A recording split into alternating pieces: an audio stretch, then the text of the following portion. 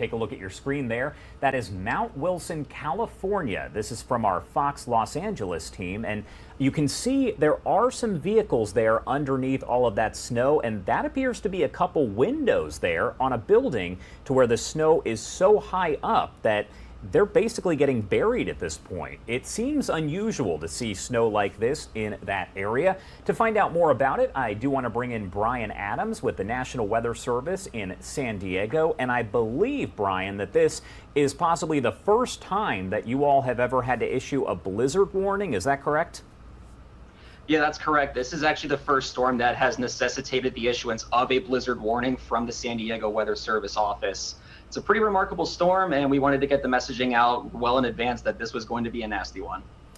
And just kind of explain to me what a blizzard warning means. It may seem like it's obvious, but some people say, does that mean it's here, that it's coming? What exactly does it mean?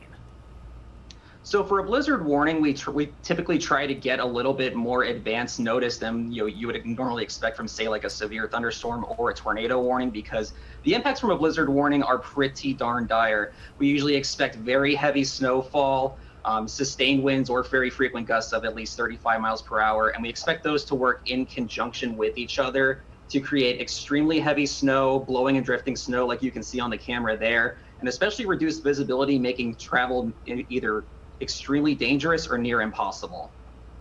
So my question is, I look at this video there on your screen, as you can see the snow that is basically covering half of those windows and the vehicles there. How much more snow is expected to fall in that area specifically? Yeah, we're still looking at potential for an additional 1 to 2 feet of snow across a lot of the mountainous terrain in Southern California. And it's already getting pretty crazy out there, as you can see, not just in the camera, but in some of our other reports. We have, locations such as Wrightwood and Big Bear already receiving upwards of about 3 feet of snow. And then if you look at what some of the ski resorts, they're going to be happy to hear this, but it's also to the point where people are going to have a hard time getting up there. But we've got multiple, we've got even higher amounts of some of our ski resorts, including the Mountain High Resort near Wrightwood, topping up at 81 inches so far. Snow Valley is getting upwards of 54 to 64 inches. And these are all and counting too. So these are going to keep going up. Lake Arrowhead has upwards of about 5 feet so far. It's been a pretty remarkable storm so far, and it's still going to be going on through probably the afternoon and evening hours tonight. And I know, of course, this is the first ever blizzard warning for that area. Have you ever seen, I guess, not this much snow, but significant snow in that area? Yeah, this is definitely going to set or wildly exceed several records for a 3 to 4 day snowfall at a lot of our mountain communities. Some of those were previously around the 60 to 70 inch mark, and we already have some locations that are approaching 6 feet, with more well on the way. So this is certainly going to be a record multi-day snowfall for many of our mountain locations. And what areas of California specifically are seeing this snow? I know that earlier on this week we spoke with our Fox 11 LA team, and they said they could see the Hollywood sign coated in snow at some point. I'm not sure if that has happened yet, but what areas of California are seeing these types of conditions? So these really heavy snows, at least so far today, have been confined generally to elevations above 5,000 to 5,500 feet, at least for these super heavy snows overnight. Over the past couple of days, however, we did see snow levels dip as low as about 2,000 feet to almost 1,500 feet in some locations. So that brings even a dusting of snow to a lot of communities that don't typically see it and may not necessarily be prepared for something like this, because this typically only happens once every couple of years. So it's kind of hard to really, plan for and expect it, really, especially if you're not ever really used to it. But yeah, and then as you go farther up the mountains, especially closer to 4,000 to 5,000 feet, that's where you get more of your 1 to 2 foot storm total snowfalls. And then once we get up above 5, that's where it gets a little crazy, like we're seeing so far. Yeah, a lot of people, they think San Diego, they think California in general, and they think warmth and sunshine. What are the temperatures doing out there? Because I believe when we talked to Nicole Valdez with Fox Weather a short time ago, I think she said where she is over at Mount Baldy that it's in the 20s. Yeah, a lot of the mountain communities are stuck largely in anywhere from the lower 30s to upper 20s. Even some locations kind of stuck in the lower 20s to near teens, just because once these blizzard conditions set in, obviously it's going to block out the sun, so it's not able to really warm anything up, but that cold air remains entrenched in place. So it's going to be a really prolonged stretch of cold weather, and we're even seeing that spill down into some of our valleys and coastal regions. We're going to expect temperatures today to maybe only even top out in the 40s and 50s. It's going to be good for high temperatures through these next couple of days, anywhere from about like 15 to 20 degrees cooler than what we would normally expect for this time of year. So yeah, certainly the abnormal stretch, especially if you're coming here and considering expecting, usual sunny Southern California. We got a little bit something different planned for you the next couple of days, unfortunately. What about the winds? Because I believe, especially over, I know you're in San Diego, but maybe toward the Los Angeles area, I believe I read something about possible hurricane force winds in some areas. Yeah, with our previous wave, we actually had some extremely strong winds across some coastal and especially across some mountainous terrain.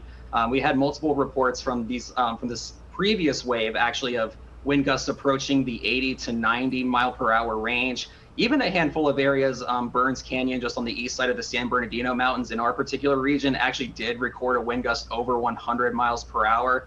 So certainly a significant wind aspect with this as well. And these wind impacts, while not as severe as, what I was just mentioning, we're still seeing some of that occur up in the mountains, generally with gusts of around 50 to 60 miles per hour. So certainly leading to prolonged blizzard conditions where those are ongoing.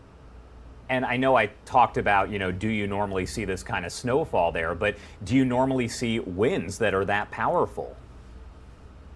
So these 50 to 60 mile per hour winds, with a typical winter storm, that's something we can generally plan for in some of our desert foothill locations. It's not all that unheard of to see some of these higher, downsloping wind gusts in those regions. Now, once we get something closer to like 80, 90, 100 plus, yeah, that's a pretty significant storm that we're going to be keeping tabs on to kind of learn from as we go forward in the future. All right, my last question for you here before I let you go and, get back to your job. Sorry to interrupt you there, but No worries. when does this all wrap up? How long is this going to go on for? So the worst of this is going to continue on most likely through this afternoon and early evening. We will get a little bit more of a reprieve, but we still expect some at least showery conditions to continue through this evening and overnight.